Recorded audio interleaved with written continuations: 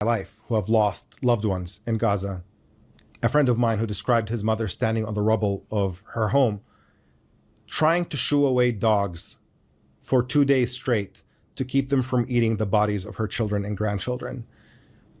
To see people currently in power enable that kind of horror and to defend it at every turn and to gaslight Palestinians and to pretend they're looking for a solution even though they're arming and funding the problem, that to me is so viscerally repulsive that I'm finding it very, very difficult to say I'm going to go to the voting booth and vote for the Democrats again this time.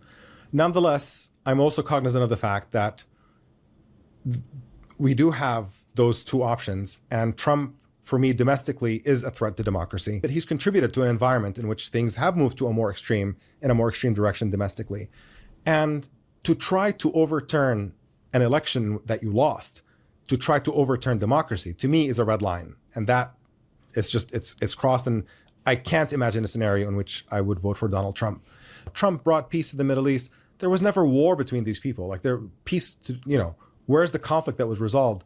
If anything, it isolated the Palestinians even further, because prior to that, the entire Arab League took the position that we will only recognize Israel and fully normalize relations with them if Israel fully ends the occupation and allows a Palestinian state to exist. That was their position.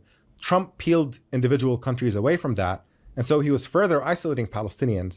And in my view, that made the events of October 7th all the more likely, that when Palestinians are squeezed, that feel like the entire world is abandoning them, including allies of theirs, and that they're going to be stuck living without rights forever, that dramatically increases the possibility of of a violent reaction. And I don't think that it's a stretch to tie Trump to the fact that this happened. And he likes to brag, as he brags about everything. It's like, oh, if it were for me, none of this would have happened, and this and that. But I think his policy did contribute to the fact that things became more desperate and created more despair among Palestinians. Is that before October 7th, Gaza has been an open-air prison. It's been a cage for Palestinians. They have no airport. They have no seaport. Palestinians can't go in and out. They can't trade with the outside world. Their economy is in shambles. Unemployment is at 50%. They were not living like human beings. There was no prospect for a Palestinian parent in Gaza to think, I want a better future for my child, and to work towards a better future for their child, because they were prisoners in this case that Israel imposed on them, that the entire world agreed was unlawful. The UN, every major human rights organization said this siege is unlawful. And Israel would periodically carry out bombings in Gaza that have killed, again, before October 7th, hundreds of Palestinian children throughout these bombings. And so that's the condition in which Palestinians existed in. They decided that unarmed resistance is something that's worth giving a shot to. And so they marched to the fence separating Israel from Gaza, and Israeli snipers opened fire into the crowd. And if you read human rights organizations' reports on it, it talks about targeting of children, of journalists, of medics. It's just, again, a sense of complete and total impunity that these soldiers can effectively have fun with this horde that is working towards them, opening fire, completely dehumanizing them.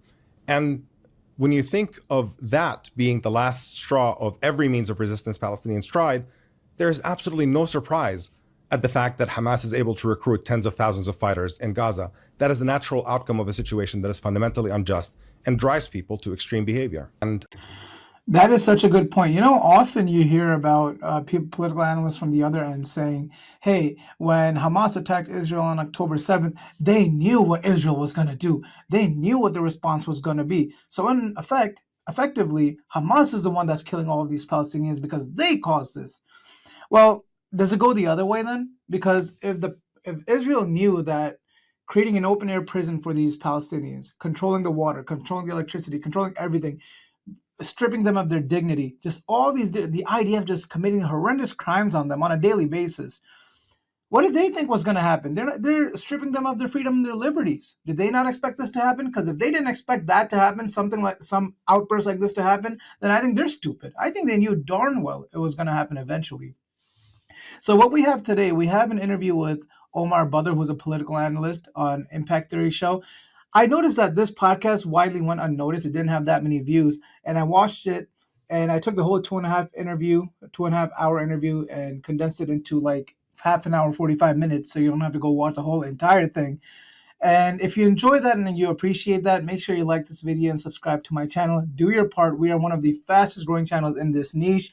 And by you liking and subscribing to my channel, it makes this video and our message go out to a larger audience. And, we're changing minds of more and more people. So make sure you do your part. Now let's continue with this video. I think that part of it, the international community could have helped shape the direction in which Hamas was going to move in. So when they started out, they were completely rejectionist. There should not be an Israel, and armed resistance all the way. And it's kind of like very theologically driven, messianic idea of how you achieve liberation. And over time, that actually has shifted. And when they won elections back in 2005, 2006, after Israel withdrew from Gaza, they put out very clear suggestions that they're willing to moderate. Their leader, Khalid Mash'al, published a piece in the Washington Post talking about how even though we don't like a two-state solution, if we put it to a referendum and Palestinians accept it, we're not going to be the ones to obstruct it. They showed signs of moderation and flexibility. And in the face of that, I think if there was encouragement of that, you could have moved Hamas in a more pragmatic direction. And why wasn't there encouragement? Israel responded immediately by putting all of Gaza under a tighter lockdown and said that Hamas has three things they have to do if they want to have to change the status quo. They have to recognize Israel, they have to renounce violence, and they have to accept all previous agreements that the Palestinian Authority had signed with Israel. Is provoke to get you to attack, and then they have justification to literally just level Gaza so that you leave because you have no reason to be there anymore because there's nothing left. And then they're going to take it over. And that's been the real desire for God knows how long. And the status quo, when these large violent outbursts don't happen, is not just, the provocation is that exact same process, just in slow motion. What changes is the scale and speed of it. Throughout the so-called peace process, again, times that are peaceful in which there isn't an outbreak of Palestinian violence. The part where Israel is pushing Palestinians out of their homes in the occupied territories and building settlements and replacing one population with another, that's an ongoing process. That's the status quo. Now, what's interesting about that is that Israel does not recognize Palestine. So Israel was making a demand of Hamas that Israel itself did not reciprocate. Had they reciprocated, would this have gone through? I mean, that's really the entire problem with the two-state solution and peace process is that everything was given from one side and the other side responded by just rejecting everything, by saying, let's talk. That was the game that was played. Is, hey, let's talk. We're still negotiating. Let's figure out the details. So you think Israel was being insincere? Completely insincere. Just trying to keep the talks going. Absolutely. They used that as cover, and that became much clearer later on. Now, the point for me is that what is the status quo when those things are not happening? We're not operating under two equal sides that are both free, they have a border separating them, and then one side launches a rocket or an incendiary balloon. The status quo is one in which one population rules another, in which you have an occupier and an occupied. One people that is in charge of everything and all the borders and all the water and all the land, and another people who have to endure whatever is imposed on them.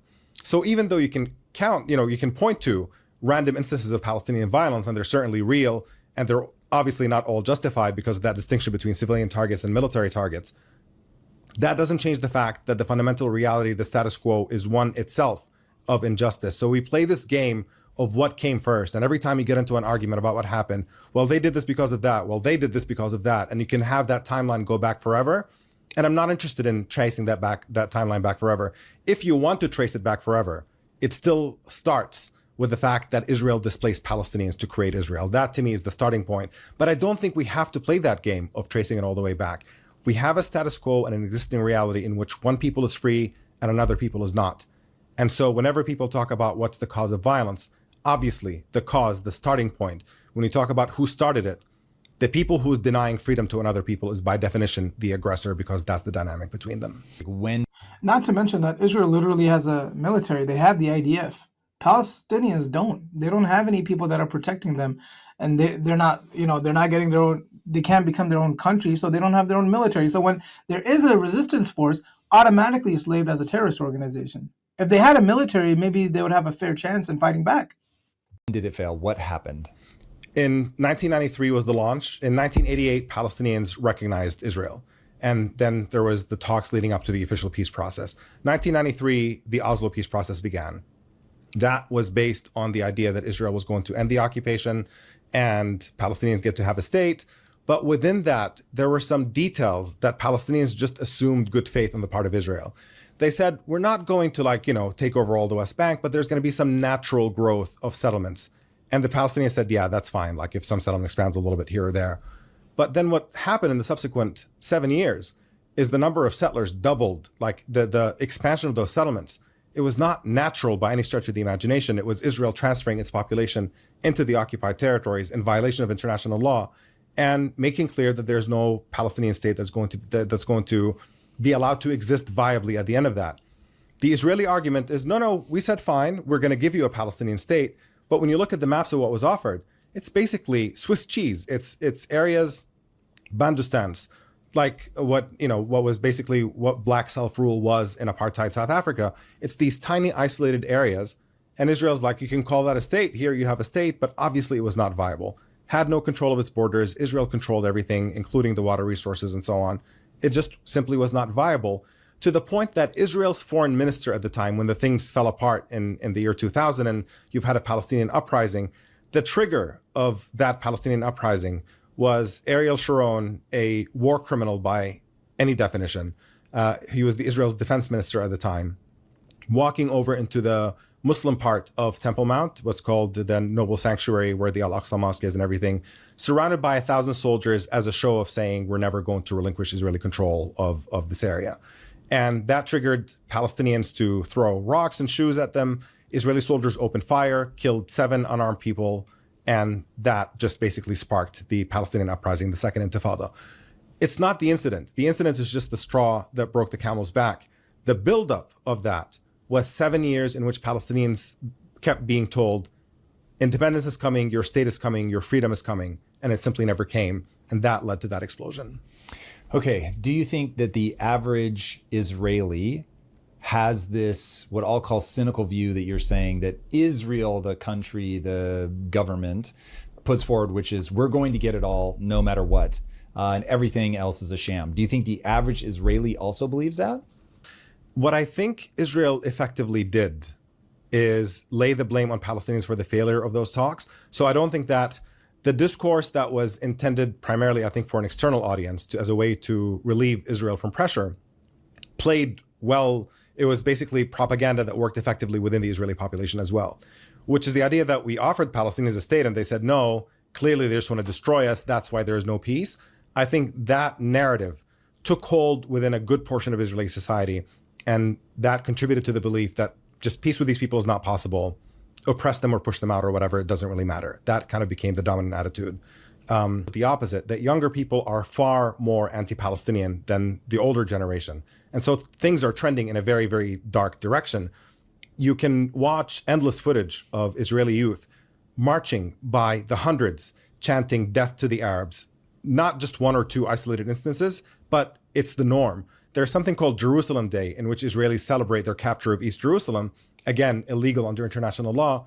But every Jerusalem Day, hundreds of Israelis, if not thousands, march through the Palestinian part of Jerusalem, just wreaking havoc, beating up random Palestinians, destroying shops. It's just what happens year after year to chants of death to the Arabs. And that is just so normalized within Israeli society at this point. And again, it's just frustrating that you don't see a glimpse of that looking at this as an American spectator. Yeah, it's really frustrating, especially because when I watch all of these YouTube videos and all of these debates, something I hear all the time from the Israeli supporters is that, oh my God, these Arabs don't want us to live. They're chanting, from the river to the sea, Palestine will be free. They don't want Israel to exist. Whereas Israel is actually doing this. And look at the chants that he's mentioning. They're literally saying death to the Arabs today. It's not like something like 50 years ago or 20 years ago or something. It's today. And, I often say that I have a lot of faith in this new TikTok Gen Z generation because I do feel like they're so pro-Palestine. I don't think that by the time that age gets into politics, AIPAC will have the same influence that they do today. They control everything. Left, right, they control it all. I think, however, that AIPAC will not have that same influence, but on the same token, that, there's a lot more pro-Palestine people in the next generation. The conservative, not even conservative, the pro-Israel side in the next generation is also pretty hardcore, man. It's pretty divided. It's pretty polarized. That Hamas's extremism is visible to everyone. You don't have, every lay American has a pretty good idea when you ask them, do you have a positive or a negative impression of, October 7th or whatever? Obviously, everybody knows that was a terrible attack because it included a significant portion of that is an attack on civilians, and that Hamas is comfortable with attacks on civilians, and that should be disqualifying morally. But they don't know the same either about the level of anti-Palestinian racism that permeates Israeli society, or the scale of deliberate atrocities that the Israeli military targets Palestinian civilians with. That you've had people on the show before who kind of like draw that contrast of, sure, Israel is killing more civilians, but there's a moral difference because it's by accident. When Hamas kills them, it's on purpose, but when Israel kills them, it's by accident. But that's just simply not true. When you look at the reports of human rights organizations, they all say that there is mass indiscriminate bombing of civilian areas. They don't talk about Israel trying to pinpoint the terrorists and missing. When you talk about human shields, I bet if I simply say who uses human shields in Palestine and Israel, almost 10 out of 10 are going to say Hamas uses human shields. Not a single person is going to say the Israeli military does. The reality is the opposite, and it's mind-boggling and deeply frustrating that nobody knows that basic fact, which is that it is official Israeli military policy to use Palestinian civilians as human shields. It was at the beginning of the Second Intifada for many years, hundreds of cases of that happening, one case in which somebody was killed. And then in 2005, the Israeli Supreme Court steps in and says, okay, we've gone too far. We need to put an end to this practice. From now on, human shields, you can't use Palestinian civilians as human shields.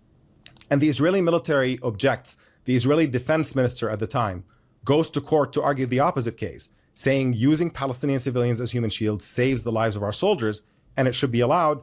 The Israeli Supreme Court holds its ground and insists that that cannot continue. And yet in practice, even though it has become illegal to use Palestinian civilians as human shields in the Israeli military, the practice is dime a dozen. There is not a single instance of conflict between Palestinians and Israelis in which there aren't documented cases of that happening. From Israel's founding, Israel was founded at the expense of another people, right? When people talk about the concept of a Jewish state or Zionism, in the abstract, that's a perfectly fine sentiment to say, especially, obviously, we know the context after World War II, to say that you want a Jewish state. There's no opposition to that in principle. The problem comes when you decide you want a Jewish state at the expense of another people that already exists on a land, and to make displacing them and taking over that land part of that project, then you have a problem. And so from Israel's creation, it was at the expense of literally hundreds of Palestinian towns and villages that were just completely obliterated and destroyed, and hundreds of thousands of Palestinians who were driven out of their lands. And then you had a state of Israel. And then later on, there was additional regional tension. Israel expands itself to the occupied Palestinian territories, the West Bank, Gaza, and East Jerusalem, takes over those areas by force as well. But something different happens here, in that the international community says, wait a second, this takeover of those areas, that's not legitimate. You can't just annex those areas and claim that those are part of Israel. Though that's occupied territory that Israel is obligated to withdraw from. And that pushed us to the possibility of a peace process at some point in the late 80s and early 90s, in which Palestinians came to understand that they are the weaker party and that they're forced to come to some sort of compromise. And they engaged in the so-called two-state solution negotiations, with the idea that Israel would remain as it was established in 1948 on nearly 80% of the land, and Palestinians would only get a state in the West Bank, Gaza, and East Jerusalem. And Israel did the exact opposite of what it was supposed to. It said that it was committed to a two-state solution, but it was obviously insincere, because on the ground, all Israel did is expand more and more illegal settlements on top of Palestinians. And in the process, Palestinians who lived there lived under Israeli military dictatorship.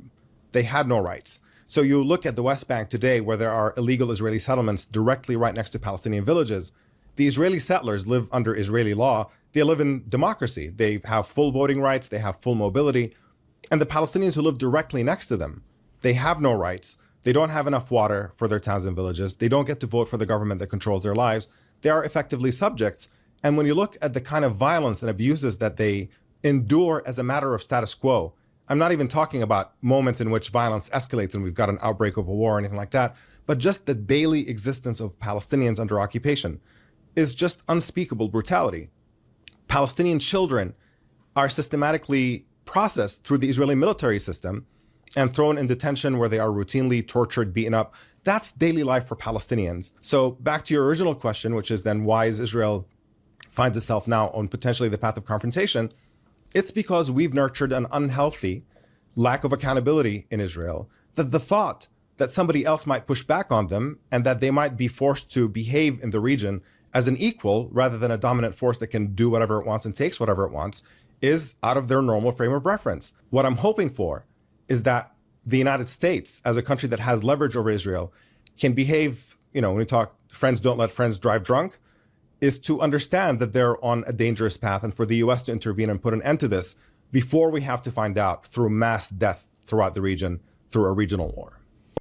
One thing I will say is that I'm actually very happy for two reasons that Impact Theory got Omar Baddar on. So first of all, they're letting him talk, just nonstop letting him talk and bring his message.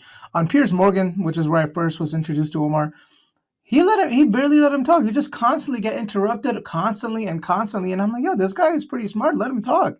But yeah, so that didn't happen. So one thing, Impact Theory, I'm very happy that you let him talk. Another thing is, thanks for bringing him on. I really appreciate that because these types of big platforms with millions and millions of subscribers that are letting these pro-Palestine voices on, they're letting others who would never see the other side of the story and the other narrative actually get exposed to it. And that's extremely important. That's step one, right? That's step one to finding out, for someone to find out how bad of a genocide Israel is committing currently, for them to be exposed to the other side. So I appreciate that, Impact Theory. I think that's great news. That's great. That's a great job. Also comes down to moral responsibility, is that there is a responsibility that Americans should spend their tax money, the money that we make, in a way that the population agrees with, that we support. From my perspective, it should be primarily focused on helping Americans in America. We have all kinds of problems here that are not dealt with. We constantly say that we don't have money for universal health care. We don't have enough money for proper education or free college or a school lunch or you name it. And yet we somehow have money to send billions of dollars to an apartheid regime that is imposing an illegal occupation. And at this point in Gaza, arguably, I would consider it to be reasonable to say, engaged in genocidal violence in Gaza. Is that the best use of our money? Obviously not. Another thing that I will point out is that Israel, from what I understand, has had a surplus in their budget. The United States is in trillions and trillions of dollars of debt. Interesting. Also, Israel has universal health care. The United States has horrible health care. So yeah, I think that money could definitely be put in better use. And not only that, I think the fact of the matter is that Israel is independent now, financially too. They have some great industries, especially in cybersecurity. They don't need the money. They have a budget surplus, dude. Why are we giving them billions of dollars? It makes no sense. They don't need it. We give money to countries and nations that need our money, that need our support. Israel is fine. They have a surplus. They can use their own money. That's not what the American people want, and there has to be a change because of that. The idea that in Israeli psychology, this is all born out of a sense of vulnerability, because there is obviously a part of it in which you see the endless taunting of Israeli soldiers. You see it in the videos that they post of themselves in Gaza, the amount of fun and pleasure they are taking in the destruction of Palestinian society is something that I think is really, really horrific. And we barely get a window of that watching kind of mainstream coverage of the issue. Okay, so I'll certainly agree that no country's intentions are ever going to be pure. When you're in America, it gets pretty easy to see that, people came here, kicked ass, and took over. And that is ugly and horrifying, and also gave birth to everything that I have known and loved. And so it is this incredibly weird. Yeah. Can I interject on just this particular point? Your description is correct, right? But we operate right now under the assumption that that's just a thing of the past. This is the outcome of it now. But if it were to happen again today, surely we would not do the same thing. Surely we recognize that the genocide of Native Americans was wrong, that slavery was wrong, that Jim Crow was wrong. We operate under this idea that we've made cultural evolution here. And yet we're in a moment in which we're watching another country do that. And instead of saying, hey, this is our moment to rectify our sins of the past, we're saying more power to you. Go ahead and do it in the present, not as a historical event that you can reflect on and say, was it for good or bad, but a process that is currently unfolding where Palestinian society is being destroyed before our eyes. And our response to it is not just to sit on the sidelines, but to actually arm and fund that process. Not only that, when America took over the United States, we did it ourselves. We did it ourselves, right? And well, okay, in Israel's case, they're so emboldened and they're thinking they did everything themselves when they would not have been able to do a fraction of it without the United States. They're totally dependent on us, yet they think they are the United States. They think they're a superpower. Like, brother, you are not. Calm down and sit down. You would be nothing without the United States. Palestinians have done negotiations that have fallen apart. They've done economic boycotts. The U.S. has put enormous pressure to cut off the boycotts. They've gone to the UN. The U.S. intervenes and makes sure resolutions don't pass. And Palestinians in Gaza did the March for Return back in 2018, in which they marched unarmed to the fence separating Israel from Gaza, saying, we don't want to be locked in this cage. And by interview with an American Jewish doctor who went to visit Gaza.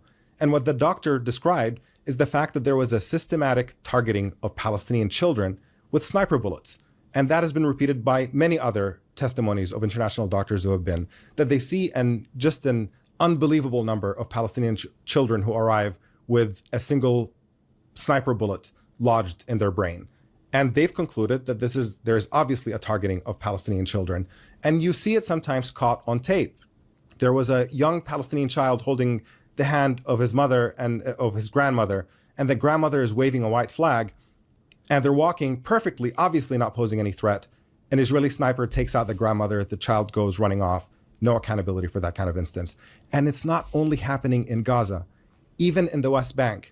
At the beginning of this mess, I think he's back in either October or November, there was 2 separate instances of Israeli soldiers opening fire that were caught on tape, killing young Palestinian children who were clearly posing absolutely no threat to anyone. Okay, is this a land dispute or is this a moral question?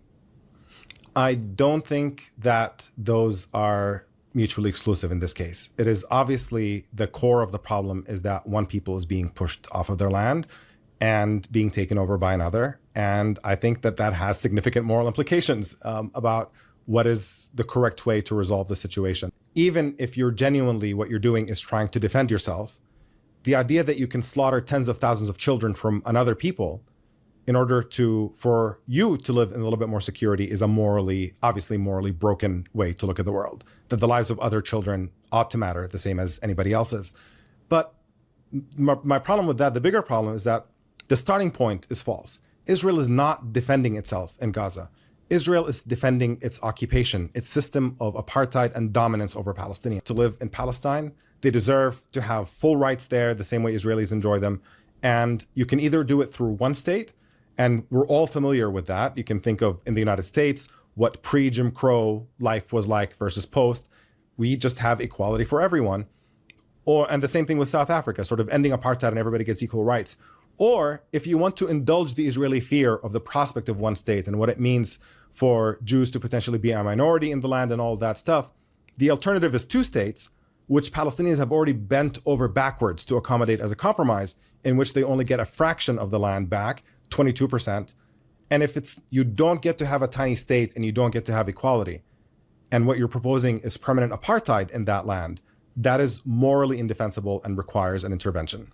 Palestinian citizen of Israel, you can't marry whoever you want and then have them move to Israel and become a citizen, in a way that if you're a Jewish citizen of Israel, anybody who's Jewish anywhere in the world can become a citizen and you can marry anyone and bring them to Israel to live with you. So there's discrimination within that is still foundationally about maintaining demographic privilege and making sure that the demography is not messed with within Israel, that they want to maintain a overwhelming Jewish majority and through that overwhelming Jewish rights at the expense of Palestinians. But certainly when you talk to Palestinian citizens of Israel, their lives are substantially better, reasonably close to normal compared to what Palestinians in the West Bank have to endure, which is military dictatorship, and worse yet, the people in Gaza who are effectively living in a cage and can't go in and out and have no freedom at all.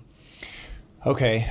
Of what we're witnessing in Palestine and Israel cannot wait for these kinds of personal connections to eventually develop into something. To me, this is a moment of international accountability. An apartheid regime condemned by every major human rights organization in the world, Human Rights Watch, Amnesty International, Israeli human rights organizations critical of their own government, the United Nations, Human Rights Council, you name it, consensus on the fact that this is an apartheid regime practicing an illegal occupation and committing, whether you want to agree on the word genocide or not, certainly unspeakable war crimes and crimes against humanity. That's not in dispute. And there is a question right now whether we should continue arming them or not. There is a time for love and personal connection, but there's an urgency to saying we have to put an end to this. And you put an end to it by making sure that you don't have the weapons to carry on these atrocities anymore. And then after that is settled, after you put an end to the emergency that is unfolding, when we no longer have thousands of people being killed on a regular basis, then we can sit down and talk about how to build a meaningful connection between Israelis and Palestinians. I keep going back to apartheid South Africa because I think that's a really, really important example of truth and reconciliation came after apartheid fell. Mandela became a uniting figure after the political injustice was undone, and he led by example of how to be uniting and not to regurgitate old traumas and hatreds and so on. And you have a scale of an injustice that is unfolding before our eyes. It is simply premature to be talking about building personal connections and understanding each other in the face of something this horrific that is unfolding. And just on the question of genocide, I know that the word invokes a lot of feelings and people dispute it. To me, there is Aryeh Nair. His family fled the Holocaust. He's Jewish, was born in Germany, founded Human Rights Watch, headed the ACLU for a while, and kind of just the respect that people have for him as an authority on these kinds of issues is unparalleled. And he said at the beginning of this, I thought Israel was only committing war crimes in Gaza. I thought that they were reckless in the way they were targeting civilians. But after examining this a little bit more closely and seeing the systematic starvation and destruction of society in Gaza, I can't help but conclude that this is a genocide. I know this is one person's opinion, but it's not a random person.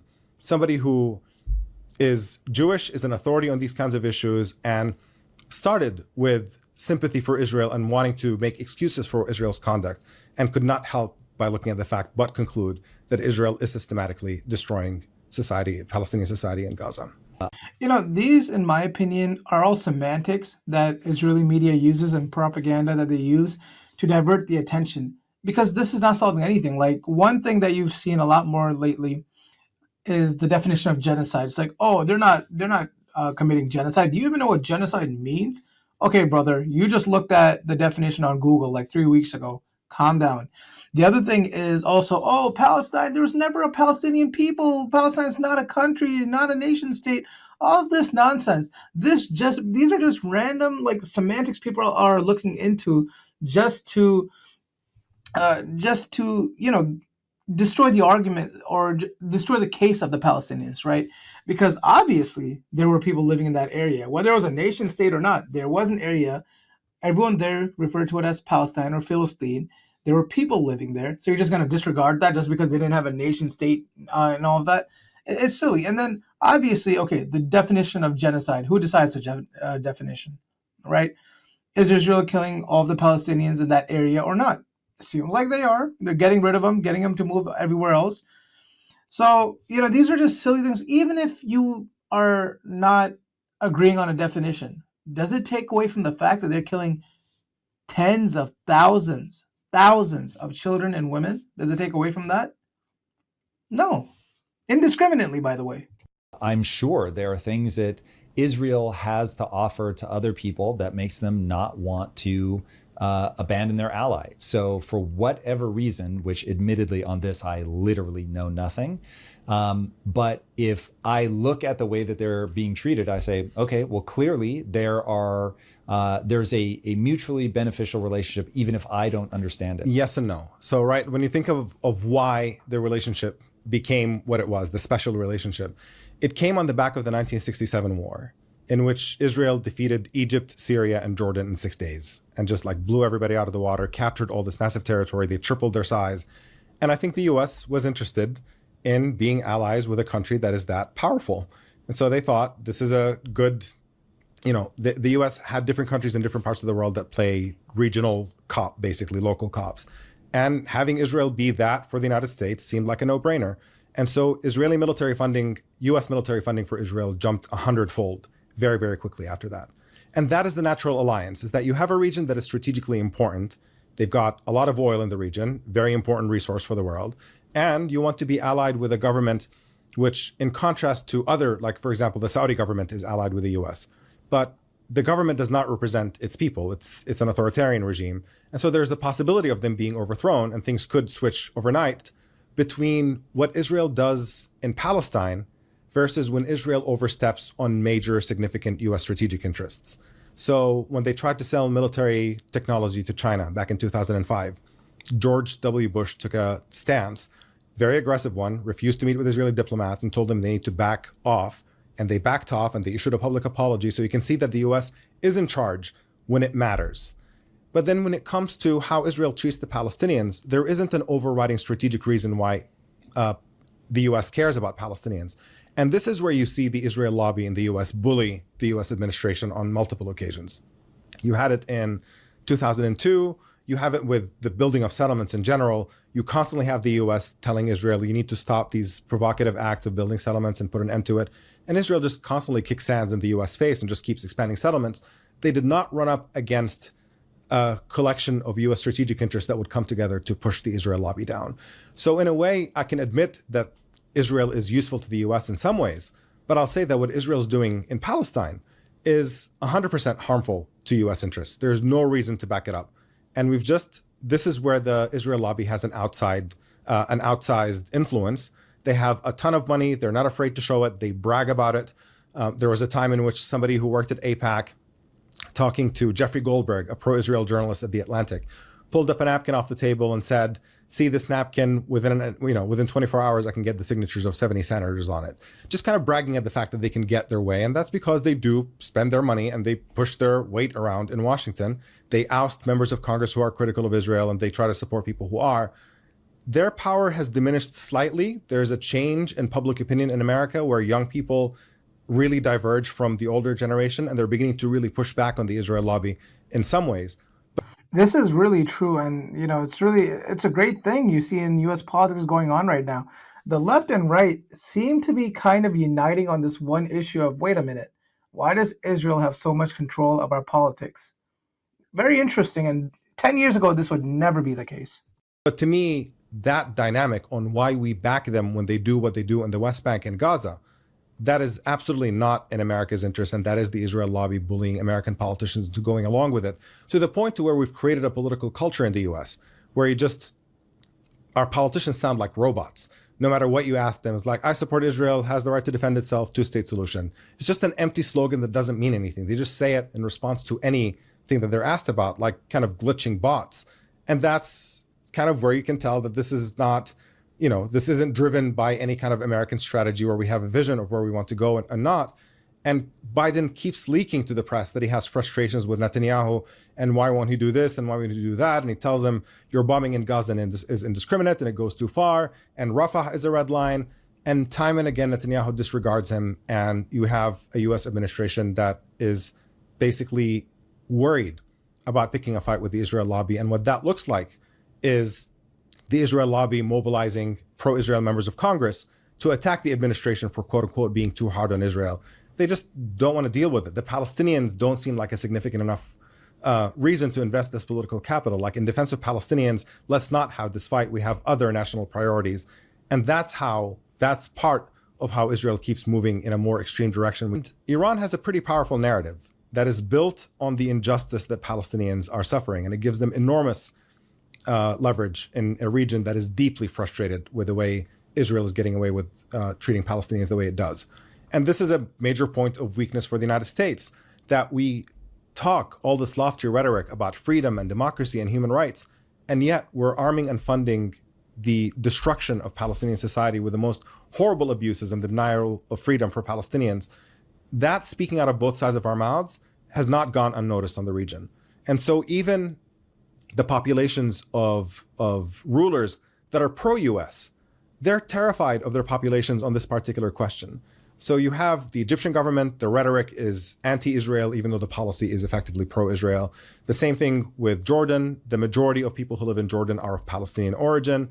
And the US is putting its allies in the region in a very, very difficult spot where they want to be allied with the US, but the price is so high in terms of public opinion, and Iran is capitalizing on that in a very, very aggressive way. Day in and day out, the US says we support a two-state solution. The UN takes a vote on the two-state solution. The US intervenes and vetoes. And Iran says, look, they're hypocrites. It's just all lofty American rhetoric. But when push comes to shove, they're more than happy to arm and continue and defend the apartheid regime that rules Israel and all the crimes that they are committing. And that's a very, very potent thing. So from a purely geopolitical perspective, no denying that Iran does play a role in the fact that they are the major power in that axis that is defiant towards the US and Israel. A way to undermine them would be to take away the biggest grievance that the region has, which is the question of Palestine and lack of freedom for Palestinians. Just a reminder, make sure you like this video and subscribe to my channel. Now let's finish the video. Fact that they've said we'll do October 7th over and over and over. Oh boy, if I wanted to recount to you how many genocidal Israeli statements have been made by Israeli leaders, the list is endless. It's not about what rhetoric people use at any given point. I think it's about whether you think that there's room to move people or not. And starting with something as simple as a ceasefire, they're saying we'll give up all the hostages, just end the war. And then Netanyahu found a reason to say no to that. They insisted on a temporary ceasefire. And then finally, Hamas buckled under American pressure on the Qatari government and said, okay, fine, temporary 6-week ceasefire, and we'll give you back the hostages. And Israel still found a reason to say no, because they said they want to leave troops in Gaza to control this corridor and that corridor and what have you. So I think you start with, again, ending the onslaught, getting a basic and simple agreement as a ceasefire, and then we can see where we can go from there towards building some kind of comprehensive peace agreement. But along the way in which this has been promising, the primary obstacle has always been the Israeli government. It has been for decades now that they are the primary impediment towards resolving the conflict. Smotrich, who's currently part of Netanyahu's government, his view, by the way, interestingly enough, he calls himself a homophobic fascist or a fascist homophobe. I don't remember which word. This is his own self-description of himself. I'm not sure what we're wearing there, but okay. His position is we need to separate Palestinian citizens of Israel from Jewish babies in maternity wards. Wait, say that one more time? He wants to separate Arab and Jewish babies in maternity wards. He just doesn't Israel. want them in the same room? Yes. Okay. So you can tell it comes from very deep racism and the idea that we're not the same people. So like that, those are people currently in government. The guy in charge of Israeli national security, Ben Gvir, he was convicted, and it just tells you also again about the slide of the Israeli mindset over time. He was convicted by an Israeli court of terrorism and anti-Arab incitement, and currently he's serving in this government as the head of national security. Things have moved in a very, very dark and ugly direction in terms of anti-Palestinian sentiment. So like that's the driving force for a lot of that. It's the idea that these people are not equal to us, and therefore we should find ways to get rid of them or confine them, or if they want to stay here, fine, just you don't have rights and you have to take it. That is the attitude with which they view Palestinians. So